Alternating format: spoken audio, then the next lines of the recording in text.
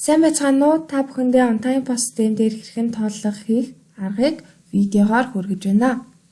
On time post систем дээр тооллого хийх хоёр арга байдаг. Нэг нь програм дээрээ тооллого хийх, хоёрдугаарт нь Excel дээр татаж аваад тооллого хийгээд буцаад програм руугаа оруулах. Өнөөдөр би хоёрдугаар арга буюу Excel дээр хэрхэн татаж авч тооллого хийгээд оруулах аргыг зааж өгөх гэж байна. Юуны түрүүнд Casing програм руугаа нэвтэрч орно. Нэвтэрч орсны дараа дэлгэцийн дээр хэсэгт тооллого F7 гэсэн товч харагдана.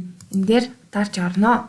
Орох үед энэ хэсэгт бол барааны жагсаалтууд харагдаж байна. Бүлгээрээ барааны жагсаалтаа Excel файл дээрээ татаж авахын тулд дэлгэцийн баруун талд байрлах энэ export гэсэн энэ товчон дээр дарж өгнө. Файлаа хадгалах газраа сонгоод нэрлээд хадгалнаа. Одоо хадгалсан Excel-ийнхаа файл руу очино. Энд байна. Орох үед биднэрт бол код ба нэр гэсэн баг нь хэрэгтэй.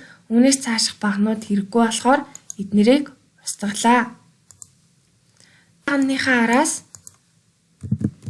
үлдэгдэл гэсэн баг нь нэмээд өглөө. Тооллого хийсэн дүнгуудээ бичиж өгнө. Доошоогоо бол бүгдийг нь бичин гэсэн үг. Ингээд хадгалнаа.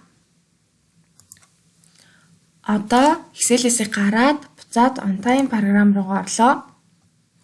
Тоолгоо хэдэн сарын хэдний өдөр хийснээ дэлгэцийн дээр байрлах онсаар хэсэгт бичиж өгнө.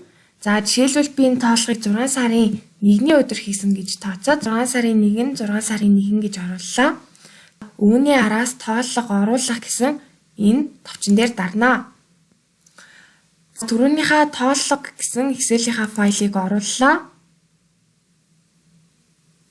За энэ дээр бол миний бичиж өгсөн тоонууд харагдаж байна. Зүүн талд нь байрлах оруулах товчийг дарна.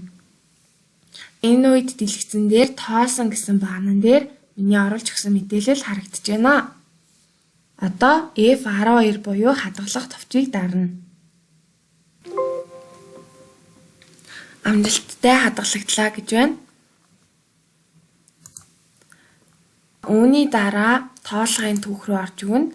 Энэ үед тоолгын жагсаалтууд харагдаж байгаа.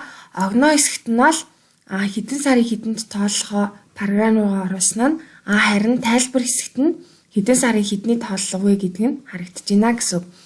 Ингээд энэ бол бидний түрүүний оруулсан тооллого байна.